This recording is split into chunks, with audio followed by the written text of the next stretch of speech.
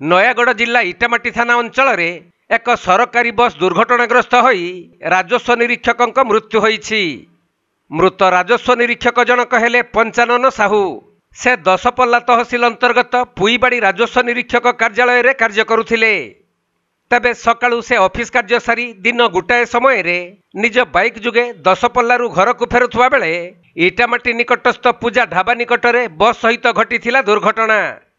तेणु स्थानीय लोक मैंने अति गुरुतर अवस्था नयागढ़ मुख्य चिकित्सालय को आनी भी डाक्तर सेठारे तांकु मृत घोषणा करिसेंती। सेपटे मृत पंचानन निजस्व घर फसीपड़ा होइथिबा बेले से इटामाटी पंचायत पड़िया निकटरे घर करी रहुथिले।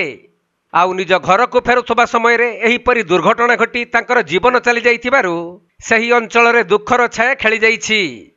तेणु खबर पाइबा परे पुलिस दुर्घटनास्थल रे पहुंची बस ड्राइवर को थाना रे अटक रखिथिबा सूचना मिलिछि।